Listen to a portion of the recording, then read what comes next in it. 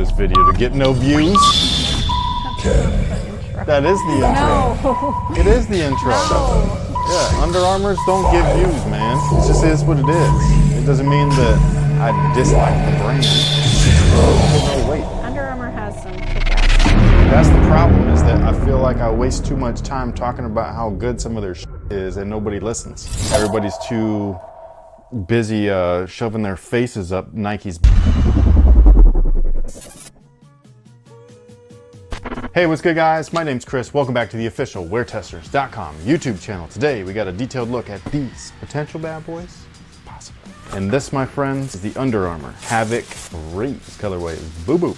Letting you guys know. So, the Under Armour Havoc 3, these guys right here. This is an interesting shoe. It's an interesting model, I should say, because the first one started off with a bang. I love those. Those were awesome. The second version was all right. It wasn't great. It wasn't as good, I don't think, as the original. Because it didn't have a good heel cup, wasn't that it? It wasn't the heel cup, it was like the way that just the overall fit, and I didn't like it as much as the first one. It was still a solid shoe though. This one right here kind of mixes both my likes of each model in together with one major exception, and that's this. This traction, I don't really know about this right here. It looks like it's a little tight in certain areas. That's my only concern. If it was a little more spread out, I think that it would be all right. It just looks a little tight, like it can't move and be as pliable as maybe it should be or wants to be, and that's my only real concern about it. But from the midsole up, I think that they're going to be pretty damn solid. So again, the traction, I don't know what the story is behind this. I don't really care either. All I know is that it's unconventional. One of the things that traction is kind of supposed to do, especially when it's broken up like this, is like if your fingers are each groove, right? And so what you want it to do is brush. And so it can move along the surface of the ground, which is one of the things that I had a problem with the NW1, is that it's so tight together and connected that it might not be able to move, especially with it not being peaked or sharpened like this. That's how I feel about this. So could be good, could be not, but I don't know. It's just one of them things that I'm skeptical. The first two models were great. They used herringbone. So I'm just kind of surprised that they went with this weird stuff, because that was like the most consistent thing about the line so far, is that the traction on each model has been spectacular. So again, just a little concerned, but I don't even know when I'm going to be able to test it, but you know, whatever. Now the cushion is HOVR. HOVR is Under Armour's proprietary blend of foam. All foam is EVA. Not all foam, but most foam is EVA. This is just a variation of that. Every brand has their variation, and they trademark a name to it, and they slap it on the product, and you're like, hey, this is what we say it does, but does it do that? I don't know. HOVR is an interesting foam because sometimes it feels amazing, and then sometimes it doesn't. So you're like, what the f*** is going on here? I know exactly what's going on, just to let you guys know. When did we talk about this? The percentage thing. What video was that? Man, it was fairly recent. Oh, it was when I compared it to slime. That was on... What? Slime? Yeah. Oh, was it on the React shoe, the BBs? Wrong. What happens is that these companies, they make their foam, right? And then there's the concoction, if you will, the percentages of rubber and EVA and this and all that stuff, and then the heat points and the way that they either will compression mold it or injection mold it. They can change the feeling of their proprietary foam with very small increments of one thing or another. You know what I'm saying? So more rubber here, maybe more air, less rubber, whatever it is. And so that's how sometimes foams feel very fluffy. It's so fluffy!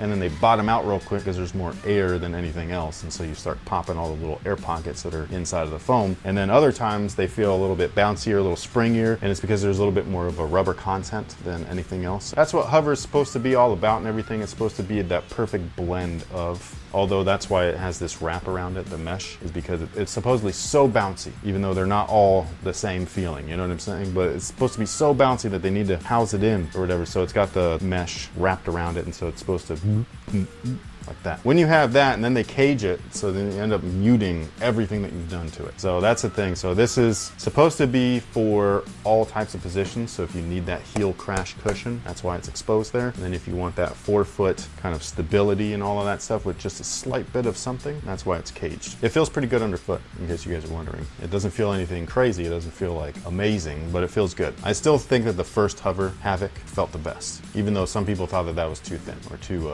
muted or caged budget or whatever. But to me, it felt really good. I wish that they could get it a little bit more like their running stuff, because you like their running stuff. I do, but even then, not all of the hover is, like you said, created equal.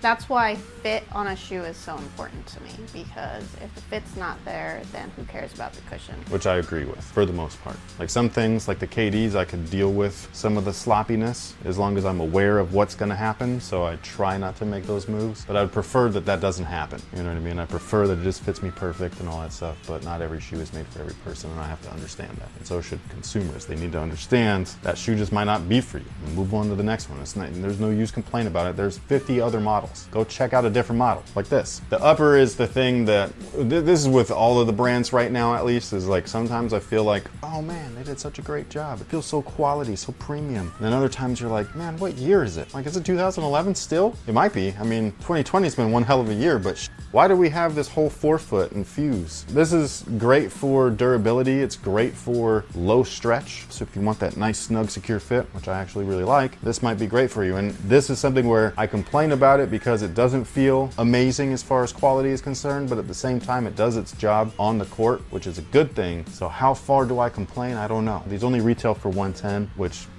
only $110 is a lot, but at the same time, like, I just don't want this there. I don't mind it when it's used sparingly, you know, I just don't want that whole forefoot to be all fuse everything. And that's one of the things I liked about the last year's model, is that it was a micro molded mesh, and then they put little rubber things on there, which kept it durable and all that stuff, which is dope. But then they just went all out with like that first model again, where it's all fuse again. Now, in addition to the fuse, we have a lot of textile that actually matches the hover little wrap and all that stuff, which is kind of a cool touch, ties it all together, makes it look like it's uniform or flowing. And then we have micro molded mesh on the rear right here. So I like that they used that. But yeah, so I like this rear half. I like the way that it scoops away from, even though that's very elfish. This looks like Robin's pixie boots from like the 60s Batman. They really do. Yeah, so holy hover Batman. No. But yeah, actually it is holy hover.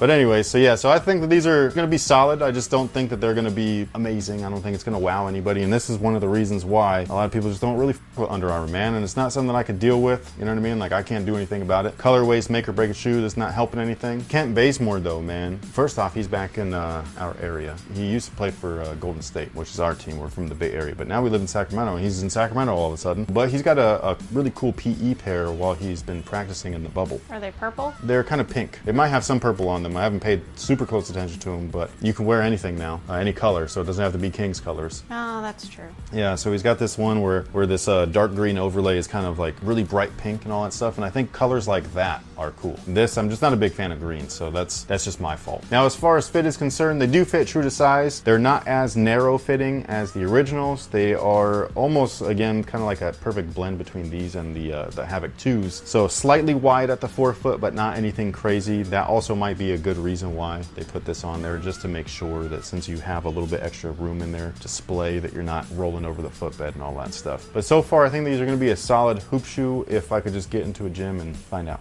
This here hates me. It hates all of us. So as I don't even, why are you here? You know, like, for this particular shoe. I'm here right now to remind you that we have a giveaway. Oh, we do. That's right. Where is it?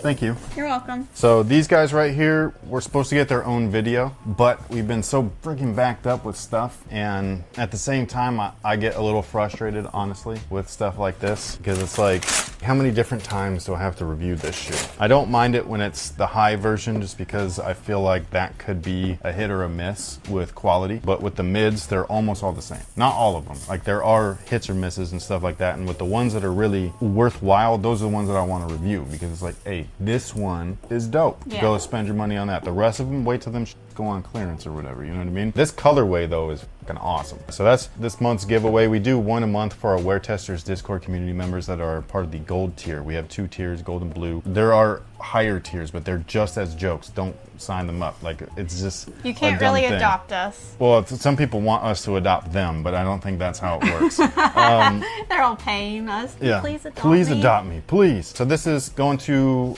whomever.